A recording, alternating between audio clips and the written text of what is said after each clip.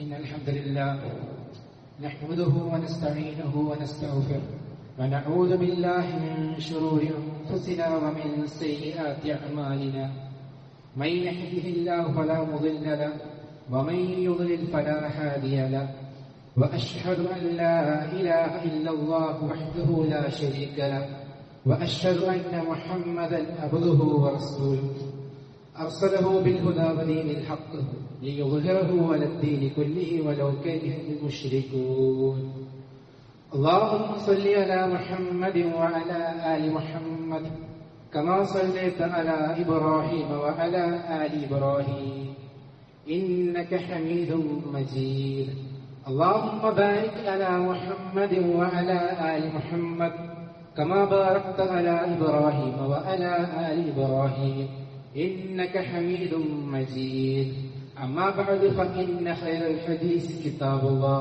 وخير الهدي هدي محمد صلى الله عليه وسلم وشر الأمور محدثاتها وكل محدثة بدعة وكل بدعة ضلالة وكل ضلالة في النار. أعوذ بالله من السميع العليم من الشيطان الرجيم. يا أيها الذين آمنوا اتقوا الله حق تقاته ولا تموتن إلا وأنتم مسلمون.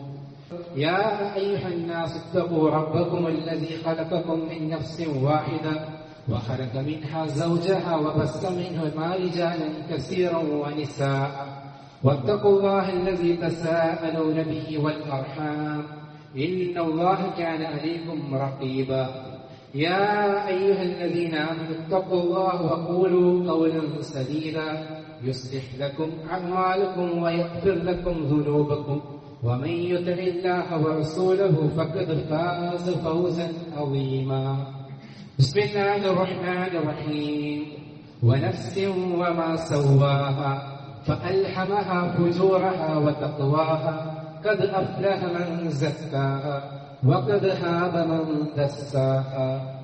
رب اشرح لي صدري ويسر لي أمري واحلل عقدة من لساني يفقهوا قولي.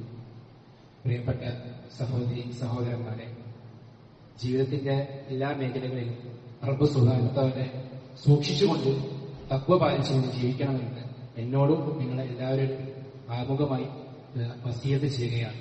റബ്ബ് സുബ്ഹാനഹു വ തആല നമ്മളെല്ലാവരെയും അനുഗ്രഹിക്കുമാറാകട്ടെ. ഒരു മാസത്തെ വ്രതാനുഷ്ഠാനത്തിന് ശേഷം ഒരു ഈദുൽ ഫിത്ർ ആണ് നമ്മളെല്ലാവരും ഒരുമിച്ച് കൂടിയിരിക്കുന്നത്.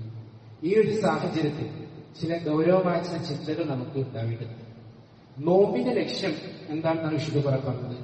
യാ അയ്യുഹല്ലദീന ആമനൂ കുതിബ അലൈക്കുമുസ് സിയാമു കമാ കുതിബ അലൽ ലദീന മിൻ ഖബ്ലിക്കും ലഅല്ലക്കും തത്തഖൂൻ. അല്ലയോ വിശ്വാസികളെ, നിങ്ങൾക്ക് മുമ്പുള്ളവർക്ക് നിർബന്ധം നിർദ്ദേശിക്കപ്പെട്ടതുപോലെ നിങ്ങൾക്കും നോമ്പ് നിർദ്ദേശിക്കപ്പെട്ടിട്ടുണ്ട്. എന്തിനാണ്? ലഅല്ലക്കും തത്തഖൂൻ, നിങ്ങൾക്ക് തഖ്വ പാലിക്കാൻ വേണ്ടി.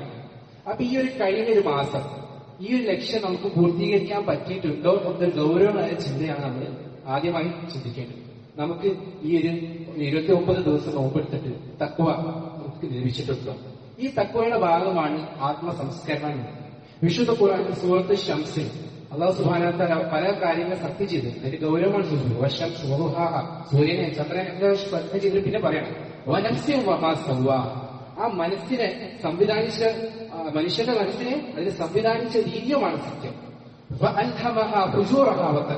ആ മനസ്സിനെ നമുക്ക് നന്മയും തിന്മയും വേർതിരിക്കാനുള്ള ഒരു കഴിവ് അല്ലാഹു നമുക്ക് നൽകിയിട്ടുണ്ട്. നമ്മുടെ ഫിത്രത്തിന്റെ നമ്മുടെ ശുദ്ധ പ്രകൃതിയുടെ ഭാഗമാണ് നമുക്ക് നന്മയും തിന്മയും വേർതിരിക്കാൻ കഴിയുന്നത്. ആ ഒരു നമ്മുടെ ഉള്ളിലുള്ള ഫിത്രത്തിന്റെ ഭാഗം. അതുകൊണ്ടാണ് നമ്മൾ ചില തിന്മകളിലോട്ട് പോകുമ്പോൾ നമുക്ക് സ്വാഭാവികമായിട്ട് മനസ്സിൽ ചോദിച്ചു വരും. നമ്മുടെ ഫിത്രത്തിന്റെ ഭാഗമാണ്. ആ ഒരു മനസ്സിന്റെ ആ ഒരു പരിശുദ്ധമായ ആ ഒരു കാര്യം നമ്മൾ എങ്ങനെയാണ് ഉപയോഗിക്കുന്നത് എന്ന് നമ്മൾ ശ്രദ്ധിക്കുക. കാരണം അല്ലാഹു സുബ്ഹാനഹു വ തആല പിന്നെ പറഞ്ഞു അത് അഫ്ലഹ മൻ സക്കാഹ. തീർച്ചയായും ആരാണോ മനുഷ്യന്റെ മനസ്സിനെ പരിശുദ്ധമാക്കുന്നത് അവര് വിജയിച്ചിരിക്കുന്നു. വഖദ് ഖാബ മൻ ദസ്സാഹ. ആരാണോ അതിനെ കളങ്കപ്പെടുത്തിയത് അവര് നിർഭാഗ്യവാൻ കൂട്ടത്തിലാണ്. അതുകൊണ്ട് ഈ കഴിഞ്ഞൊരു മാസം നമുക്ക് ആ ആത്മസംസ്കരണം നേടാൻ പറ്റിയോ എന്നതാണ് നമ്മൾ ആദ്യമായി ചിന്തിക്കേണ്ടത്. മറ്റൊരു കാര്യം, പൊതുവെ റമദാൻ കഴിഞ്ഞാൽ പൊതുവെ നമ്മൾക്കുള്ള ഒരു ചോദ്യമാണ് ഇനി എന്ത്? നമുക്ക് റമദാനിൽ നേടിയ ആ ചൈതന്യവും ആ കാര്യം പിന്നീട് മുന്നോട്ട് പോകുമ്പോൾ നഷ്ടപ്പെട്ടു പോകുന്ന ഒരു പ്രവണത കൂടുതൽ കാണാനുണ്ട്. അപ്പൊ അത് നിലനിൽക്കണമെങ്കിൽ ഇസ്ലാം മുന്നോട്ട് വെക്കുന്ന ചില 9 കാര്യങ്ങളുണ്ട്. ആ 9 കാര്യങ്ങളാണ് വിഷയം ഇന്നത്തെ ഹുദ്ബയിൽ ഞാൻ പറയാൻ ഉദ്ദേശിക്കുന്നത്. അതിലത്തെ ഒന്നാമത്തെ കാര്യം, നിർവഹിച്ച കാര്യങ്ങൾ സ്വീകരിക്കാനുള്ള ഒരു പ്രാർത്ഥന നമുക്ക് വേണം. നമുക്ക് നോക്കിയാൽ പറ്റും, സലഫുകളുടെ കാര്യം പറയുന്നത് അവര് റമദാൻ കഴിഞ്ഞാൽ അടുത്ത 6 മാസം അവരുടെ പ്രാർത്ഥന എന്താ അറിയാം? അല്ലാഹുവേ, ഞാൻ റമദാൻ ചെയ്ത കർമ്മങ്ങൾ സ്വീകരിക്കണേ എന്നൊരു പ്രാർത്ഥനയാണ് അവരിൽ ഉണ്ടാവുക. അത്തരത്തിലുള്ള പ്രാർത്ഥന നടക്കുവാണ്. വിശുദ്ധ ഖുർആൻ സൂറത്തുൽ മുഅ്മിനൂൻ അല്ലാഹു സുബ്ഹാനഹു വ തആല പറയുന്നത് വല്ലദീന യൂതൂന മാ ആതാഹു വ ഖുലൂബുഹും വജിലത് അന്നഹും ഇലാ റബ്ബിഹിം റാജിഊൻ. തങ്ങളെ രക്ഷിതാവിലേക്ക് മടങ്ങി ചെല്ലണം എന്നൊക്കെ ഭയത്താൽ അവർ ദാനം ചെയ്യുമ്പോൾ ഭയപ്പെട്ടിട്ടാണ് അവർ ദാനം ചെയ്യുന്നതാണ് പറയുന്നത്. അപ്പൊ ആയിഷ റളിയല്ലാഹു അൻഹ ഈ ഒരു ആയത്തുമായി ബന്ധപ്പെട്ട് ചോദിക്കുന്നുണ്ട്. ആയിഷ അഹും വല്ലദീന യശ്റബൂന അൽ ഖമർ വ യസ്രിഖൂൻ. ഈ ആൾക്കാർ ആരാണ്? അവര് മദ്യപിക്കുന്ന ആൾക്കാരാണോ? അതല്ല അവര് മോഷ്ടിക്കുന്ന ആൾക്കാരാണോ ഇത്തരം ഭയപ്പെടാൻ? അപ്പൊ നബി സല്ലല്ലാഹു അലൈഹി വസല്ലം പറയുന്നത് ലാ യാ ബിത്തസ്ദീഖ് വലാകിന്നഹും അല്ലദീന യസൂമൂന വയസ്ല്ലൂന വയതസദ്ദഖൂന വയഹ്തഖൂന തുകദ്ദിബുനി വഉലൈക അല്ലദീന യസാരിഊന ഫിൽ ഖൈറാത്ത് വഹും ലഹാ സാഹിബൂൻ. അതായത് സിദ്ദീഖിന്റെ മകളെ അല്ല, അവര് അത്തരത്തിലുള്ള ആൾക്കാരല്ല, അവര് നിസ്കരിക്കുന്ന ആൾക്കാരാണ്, അവര് നോമ്പ് നോക്കുന്ന ആൾക്കാരാണ്, അവര് സ്വതക്ക ചെയ്യുന്ന ആൾക്കാരാണ്. പക്ഷെ എന്താണ് അവര് പേടിക്കാനുള്ള കാരണം? അള്ളാഹു അവരിൽ നിന്ന് ഈ കർമ്മങ്ങൾ സ്വീകരിക്കുന്നുണ്ടോ ഇല്ലേ എന്നൊരു പേടിയാണ് അവർക്ക് ഇത്തരത്തിലുള്ള പേടി ഉണ്ടാവാൻ കാരണം എന്നാണ് പറയുന്നത്. അപ്പൊ നോക്കുക, അതുപോലെ തന്നെ വിശുദ്ധ ഖുർആൻ ഇബ്രാഹിം അലൈഹി ഇസ്ലാമിന്റെ ഇസ്മായിൽ അലൈഹി ഇസ്ലാം ചരിത്രം പറഞ്ഞത് അവര് കാബ പണിയുന്ന ഒരു കാര്യം സൂറത്തുൽ ബഖറയിൽ 127-ാമത്തെ ആയത്തിൽ പറയുന്നത് وَإِذْ يَرْفَعُ إِبْرَاهِيمُ الْقَوَاعِدَ مِنَ الْبَيْتِ وَإِسْمَاعِيلُ رَبَّنَا تَقَبَّلْ مِنَّا إِنَّكَ أَنْتَ السَّمِيعُ الْعَلِيمُ. ഇബ്രാഹിം ഇസ്മായിലിനും ആ ഭവനത്തിൽ, അതായത് കാബയുടെ അടിത്തറ കെട്ടി ഉയർത്തി കഴിഞ്ഞപ്പോൾ അവർ പ്രാർത്ഥിച്ചതെന്താ? റബ്ബനാ തഖബ്ബൽ മിന്നാ ഇന്നക അൻത സമീഉൽ അലീം. ഞങ്ങളുടെ രക്ഷിതാവേ, ഞങ്ങളിൽ നിന്ന് നീ ഇത് സ്വീകരിക്കണം. ഒന്ന് ആലോചിച്ച് നോക്കൂ, 2 പ്രവാചകന്മാരാണ്. അള്ളാഹുവിന്റെ നിർദ്ദേശപ്രകാരം അള്ളാഹുവിന്റെ ഭവനമായ കാബ പണിഞ്ഞിട്ടും അവര് അപ്പോഴും പ്രാർത്ഥിക്കുന്നത് അള്ളാഹുവെ സ്വീകരിക്കണമെന്നാണ്. പ്രവാചകന്മാർ പോലും ആ പ്രാർത്ഥന നടത്തുന്നുണ്ടെങ്കിൽ നമ്മളെപ്പോലത്തെ ആൾക്കാര് അത് ചെയ്യാതിരിക്കാൻ പറ്റും. അതുകൊണ്ടാണ് മഹാനായ അബ്ദുല്ലാഹി ഇബ്നു മസ്ഊദ് റളിയല്ലാഹു അൻഹു അദ്ദേഹം പറയുന്നുണ്ട്, അള്ളാഹു എന്നിൽ നിന്ന് ഒരു പ്രവൃത്തി സ്വീകരിച്ചു എന്ന് ഞാൻ അറിയുന്നതാണ് എനിക്ക് ഈ ലോകത്തിൽ സ്വർണം മറച്ചു തരാൻ അതിനേക്കാളും പ്രിയപ്പെട്ടത്.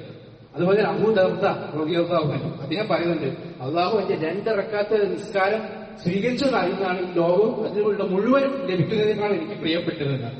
അതുകൊണ്ട് നമുക്ക് ഇത്തരത്തിലുള്ള പ്രാർത്ഥനകൾ വേണം. നമ്മൾ ഈ കർമ്മങ്ങൾ, ഈ റമദാൻ ചെയ്ത നിസ്കാരങ്ങൾ, നോമ്പ്, സക്കാത്തും, ഖുർആൻ പാരായണങ്ങളും എല്ലാം അള്ളാഹു നമ്മൾ സ്വീകരിച്ച് എന്ന് നമ്മൾ നിരന്തരം പ്രാർത്ഥിച്ചുകൊണ്ടേയിരിക്കും. അതുകൊണ്ടാണ് നമ്മൾ പെരുന്നാൾ നമ്മൾ പരസ്പരം പറയുന്നത് എന്താ? തഖബ്ബൽ അല്ലാഹു മിന്നാ വ മിൻകും. അള്ളാഹുവെ, ഞാനും നിങ്ങൾ ചെയ്ത കർമ്മങ്ങൾ സ്വീകരിക്കണേ എന്നുള്ളൊരു പ്രാർത്ഥനയാണ്. അതുകൊണ്ട് ആ ഒരു പ്രാർത്ഥന നമുക്ക്.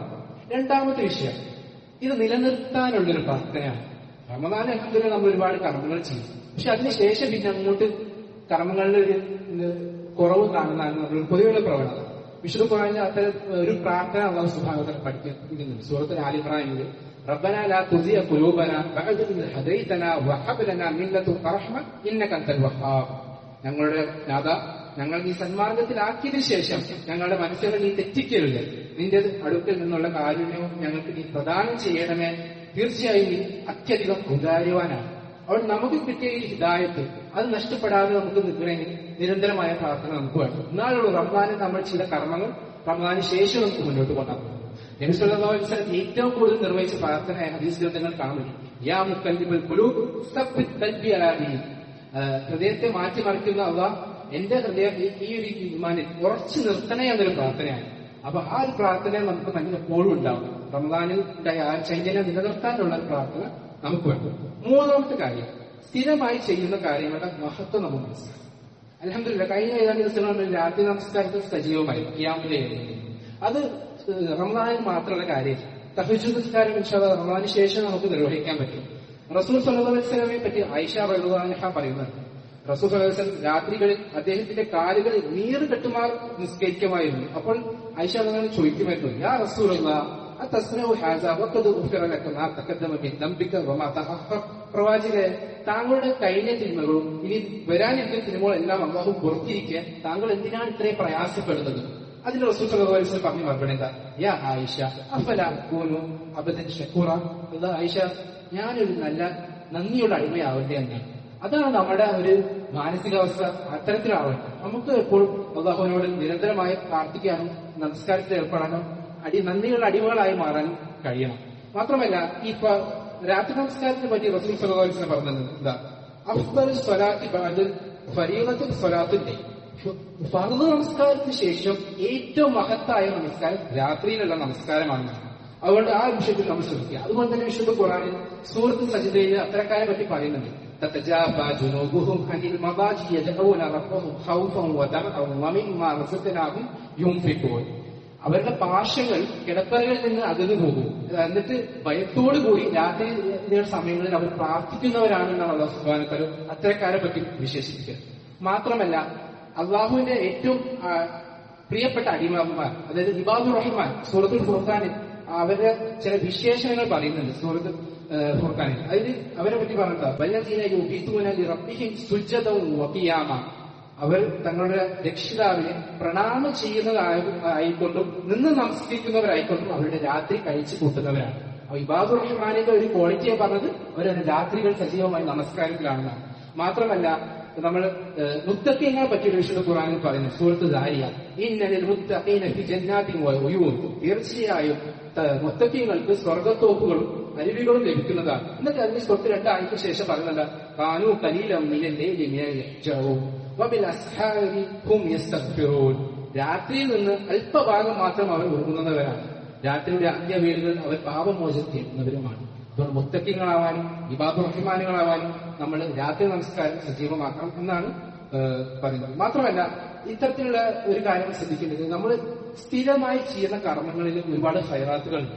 നമ്മൾ ഒറ്റയ്ക്ക് കുറെ ചെയ്യാതെ ചില ആളുകളുണ്ടാവും വലിയ സംഭാവന ചെയ്യും, പിന്നെ കുറെ കാലം നമുക്ക് കൊടുക്കണം. അത് ചില ആൾക്കാർ ഒരു രാത്രി സുദീർഘമായി നിസ്കരിക്കും, പിന്നെ ആ വഴി തിരിഞ്ഞു നോക്കുക. അതിനേക്കാളും ഏറ്റവും ഹൈർ ചെറിയ തുക ആൾക്ക് സ്ഥിരം കൊടുക്കാനാണ്. അതേപോലത്തെ കുറച്ച് 100 റക്അത്താണെങ്കിലും അത് സ്ഥിരമായി ചെയ്യാവുന്നതാണ്.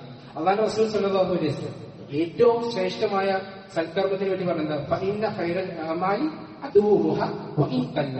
കുറച്ചാണെങ്കിലും ഇത് സ്ഥിരം ചെയ്യാം, ഒരു കൺസിസ്റ്റൻസി എന്ന കാര്യം അതുള്ളതാണ് ഏറ്റവും നല്ലത്. കാരണം എന്താ, അങ്ങനെ ചെയ്യുകയാണെങ്കിൽ വിശുദ്ധ ഖുർആൻ സൂറത്തുൽ അൻകബൂത്തിൽ പറയുന്നത് വല്ലദീന ജാഹദൂ ഫീനാ ലനഹദിയന്നഹും സുബുലനാ വഇന്നല്ലാഹ ലമഅൽ മുഹ്സിനീൻ. നമ്മുടെ മാർഗത്തിൽ ജിഹാദ് ചെയ്യുന്നവരാണോ അവർ നമ്മുടെ വഴികളിലേക്ക് നാം നയിക്കുക തന്നെ ചെയ്യും. തീർച്ചയായും അള്ളാഹു സൽവർദ്ധന്മാരുടെ കൂടെയാണെന്നാണ്. അതുകൊണ്ട് നമ്മൾ സ്ഥിരമായി ചെയ്യുമ്പോൾ അള്ളാഹു നമ്മുടെ നല്ല മാർഗത്തിൽ നയിക്കുമെന്നാണ് പറയുന്നത്. മാത്രമല്ല ഇതൊക്കെയാണ് നമുക്ക് നിലനിൽക്കുന്ന കർമ്മങ്ങളായിട്ടുണ്ടാവും. ബാക്കിയാത്ത് സ്വാലിഹാത്ത് സൂറത്തുൽ മറിയമിൽ അല്ലാഹു സുബ്ഹാനഹു വ തആല പറയുന്നുണ്ട് വയസീദുല്ലാഹു അല്ലദീന ഇഹ്തദൗ ഹുദാ വൽ ബാഖിയാത്തു സ്വാലിഹാത്തു ഖൈറുൻ ഇൻദ റബ്ബിക സവാബൻ വ ഖൈറുൻ മറദ്ദ. സന്മാർഗം സ്വീകരിച്ചവർക്ക് അള്ളാഹു സന്മാർഗം വർദ്ധിപ്പിക്കുന്നതാണ്. നിലനിൽക്കുന്ന സൽക്കർമ്മങ്ങളാണ് നിന്റെ രക്ഷിതാമെങ്കിൽ ഏറ്റവും ഉത്തമമായ പ്രതിഫലം, ഉത്തമമായ പരിണാമവുമുണ്ട്. അവിടെ നിലനിൽക്കുന്ന കർമ്മങ്ങൾ, സ്ഥിരമായി ചെയ്യുന്ന കർമ്മങ്ങളാണ് ഏറ്റവും കൂടുതൽ ശ്രേഷ്ഠമെന്നാണ് അല്ലാഹു സുബ്ഹാനഹു വ തആല പറയുന്നത്. പക്ഷെ അത്തരത്തിലുള്ള കർമ്മങ്ങൾ ചെയ്യാൻ എല്ലാവർക്കും അതിനുള്ള തൗഫീഖ് ലഭിക്കില്ല. വേറൊരു ഗുണമാണ് അല്ലാഹു സുബ്ഹാനഹു വ തആല പറഞ്ഞത്, ഈ സ്ഥിരമായി ചെയ്ത കാര്യം നമുക്ക് ശർഈയായ കാര്യങ്ങൾ ചെയ്യാൻ പറ്റിയില്ലെങ്കിൽ അതിന് പൂർണ്ണ പ്രതിഫലം എന്തായാലും നമുക്ക് കിട്ടും. നബി സല്ലല്ലാഹു അലൈഹി വസല്ലം പറഞ്ഞിട്ടുണ്ട് ഇസാ മരീദൽ അബ്ദു വസഫ കുത്തിബ ലഹു മിസ്ലു മാ കാന യഅമലു മുഖീമൻ സഹീഹൻ. സ്ഥിരം ചെയ്യുന്ന കർമ്മങ്ങൾ രോഗം മൂലമോ അതല്ലെങ്കിൽ യാത്ര കാരണം അവർക്ക് ചെയ്യാൻ പറ്റിയില്ലെങ്കിലും അതിന്റെ പൂർണ്ണ പ്രതിഫലം നമുക്ക് ലഭിക്കും.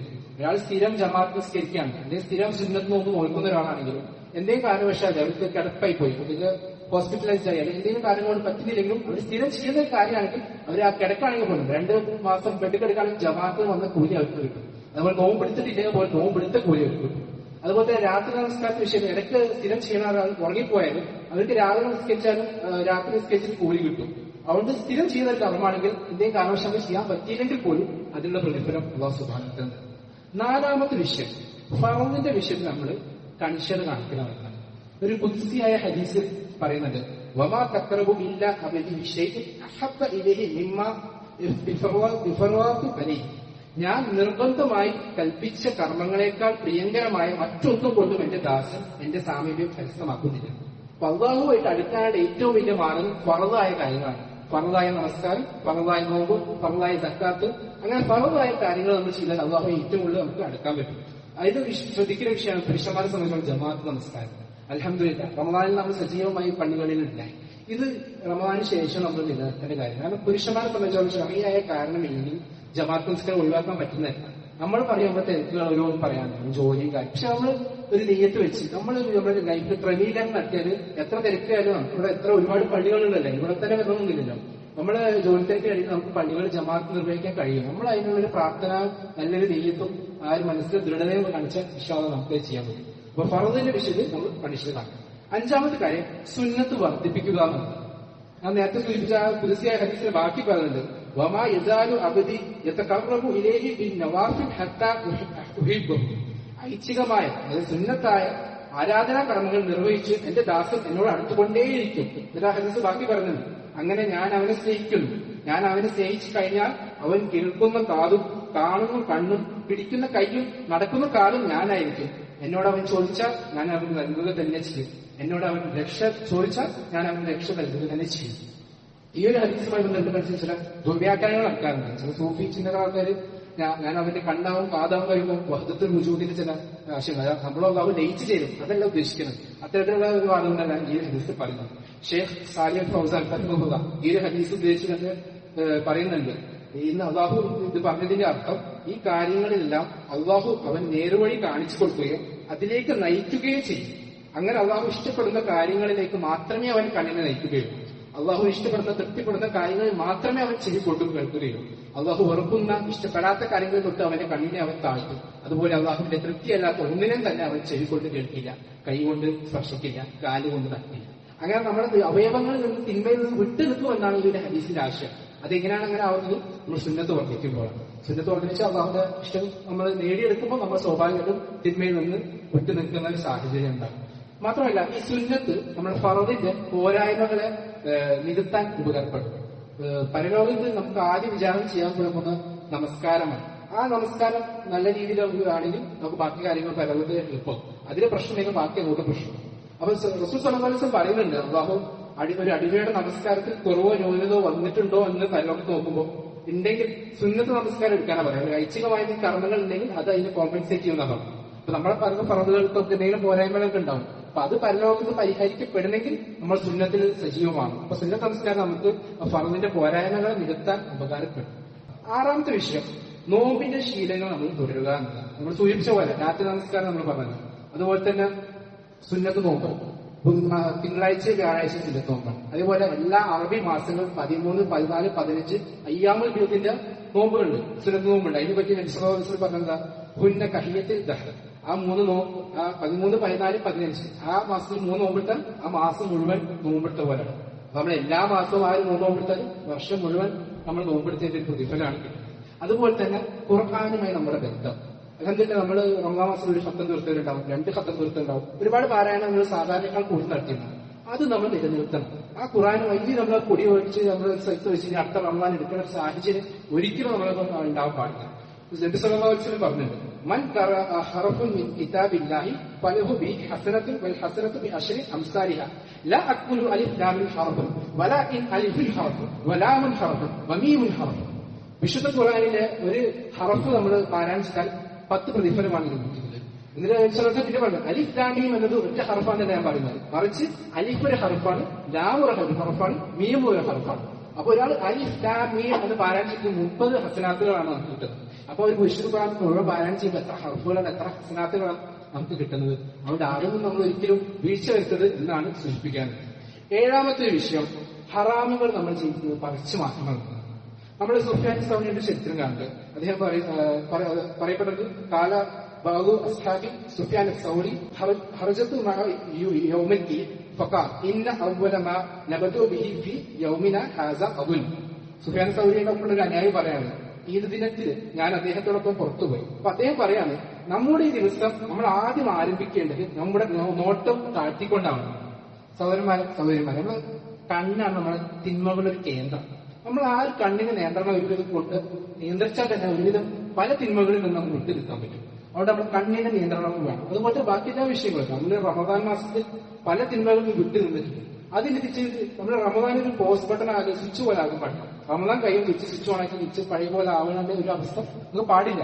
ചില പണ്ഡിതന്മാരെ പറഞ്ഞിട്ടുണ്ട്, നമ്മുടെ നോമ്പുകൾ റമദാൻ നമ്മൾ സ്വീകരിച്ചെന്നുള്ളതിന്റെ ഒരു അടയാളമാണ് നമ്മൾ റമദാനിൽ വിട്ടു നിന്ന തിന്മകൾ റമദാന് ശേഷം നമ്മൾ ഇങ്ങനെ വിട്ടു നിൽക്കുന്നുണ്ട്. അല്ലാതെ നമ്മൾ തിരിച്ച് ആ തിന്മയിലോട്ട് പോവുകയാണെങ്കിൽ പക്ഷെ അള്ളാഹു നമ്മുടെ റമദാന്റെ സൽക്കർമ്മങ്ങൾ ഒന്ന് സ്വീകരിച്ചില്ല എന്നായിരിക്കാം അള്ളാഹു അല്ല. അപ്പൊ നമ്മൾ ആ വിഷയത്തിൽ സൂക്ഷ്മത പാലിക്കണം. എട്ടാമത്തെ വിഷയം നമ്മൾ സമയം ക്രമീകരിക്കുക. നമ്മൾ പൊതുവെ ഈ ഇബാദത്തും ഭൗതികമായ കാര്യങ്ങൾ രണ്ടും സമന്വയിപ്പിച്ച് പോകാൻ ഒരു നല്ലൊരു പ്ലാന് വേണം. അത് നമ്മൾ ഇല്ലാത്തതാണ് പല സമയത്ത് നമുക്ക് പല ചിന്തകളും നഷ്ടപ്പെടുന്നതും പല വിഷയങ്ങളിൽ നമുക്ക് ഒരു അലസത വരുന്നത്. നമ്മൾ പ്ലാന് കൃത്യമായി കാണും. പല വിഷയങ്ങളും എങ്ങനെയാണ് നമുക്ക് ജോലിക്ക് തിരക്കുണ്ടെങ്കിൽ നമ്മൾ ബാധ്യതകൾ ഉണ്ടാവും. അതിന് പുറമെ നമുക്ക് ബാക്കി സമയങ്ങൾ ഇപ്പൊ സുബൈന് ശേഷം വർക്കത്തുള്ള സമയമാണ്. നമുക്ക് പ്രത്യേകിച്ച് തിരക്കുകളൊന്നും ഇല്ലെങ്കിൽ ആ സ്ഥലത്ത് ഖുർആൻ ഇത്രയും പേജ് ഖുർആൻ ഓതും, അല്ലെങ്കിൽ ഇന്ന ഒരു വിഷയം ഇന്ന ക്ലാസ് കേൾക്കും. അങ്ങനെ കൃത്യമായ അള്ളാന്റെ മാർഗത്തിൽ ഉപകാരപ്പെടുന്ന ചില കാര്യങ്ങൾ ചെയ്യാനുള്ള കൃത്യമായ ഒരു പ്ലാനിങ് നമ്മുടെ സമയം ക്രമീകരിച്ച സ്വാഭാവികമായിട്ട് നമുക്ക് ഒരുപാട് ആ സമയത്ത് ഉണ്ടാവും. അവസാനം 9ാമത്തെ പോയിന്റ് ഒരുമിച്ച് കാര്യങ്ങൾ ചെയ്യുക എന്നുള്ളതാണ്. നമ്മൾ കുടുംബസമേതം കാര്യങ്ങൾ ചെയ്യണം. ഇപ്പം നോമ്പിന്റെ വിഷയം നമുക്ക് വീട്ടിൽ ചർച്ച ചെയ്യാം. സുന്നത്ത് നോമ്പ് വരുന്നുണ്ടല്ലോ, നമുക്കൊന്ന് ഡിസ്കസ് ചെയ്തിട്ട് ഇന്ന സമയത്ത് നോമ്പ് എടുക്കാം. ഇനി ജമാഅത്ത് പോകുമ്പോൾ മക്കളുണ്ടെങ്കിൽ മക്കളോടൊപ്പം ജമാഅത്ത് പോവാം. കാരണം വിശുദ്ധ ഖുർആൻ സൂറത്ത് തലാഖിൽ അല്ലാഹു സുബ്ഹാനഹു വ തആല പറഞ്ഞു, യാ അയ്യുഹല്ലദീന ആമനൂ ഖൂ അൻഫുസകും വഅഹ്ലീകും നാറ. നിങ്ങളും നിങ്ങളുടെ കുടുംബത്തെ നിങ്ങൾ നരകത്തിൽ നിന്ന് കാത്തു രക്ഷിക്കുക എന്നാണ് വിശുദ്ധ ഖുർആൻ നമ്മൾ പറഞ്ഞത്. അവിടെ നമ്മൾ നമ്മുടെ കാര്യം മാത്രമല്ല നോക്കേണ്ടത്, നമ്മുടെ കുടുംബത്തിന്റെ കാര്യം. നമ്മൾ ഒരുമിച്ച് കാര്യങ്ങൾ ചെയ്തു പോയാൽ സ്വാഭാവികം പരസ്പരം ഓർമ്മപ്പെടുത്താനും പറ്റും, കൂടാതെ അവർക്കും നല്ലതാണ് നമുക്കും നല്ലതാണ്. അപ്പം നമ്മൾ അങ്ങനെ ഇതിലൊരു ഫാമിലി പ്ലാനിങ് ഇൻഷാല്ലാഹ് നമ്മൾ ഈ റമദാനിൽ കൊണ്ടുവരാൻ നോക്കണം. ഈ 9 കാര്യങ്ങൾ ഇൻഷാല്ലാഹ് നമ്മൾ ജീവിതത്തിൽ കൊണ്ടുവരാണെങ്കിൽ സ്വാഭാവികം റമദാനിൽ നമ്മൾ നേടിയ ആ ചൈതന്യം നമുക്ക് ബാക്കിയുള്ള ദിവസങ്ങളിലോട്ട് കൊണ്ടുവരാൻ പറ്റും. നമ്മൾ റമദാനിൽ ജീവിച്ച പോലെ തന്നെ ബാക്കി മാസങ്ങൾ ജീവിക്കുകയാണെങ്കിൽ സ്വാഭാവികമായിട്ടും നമ്മുടെ മരണം എത്തുമ്പോൾ നമുക്ക് ഒരു ഈദായി മാറും. അത്തരത്തിലുള്ള നല്ലൊരു മരണം ദിവസമാകത്തല നമുക്ക് നൽകുമാറാകട്ടെ. ഒരു കോടി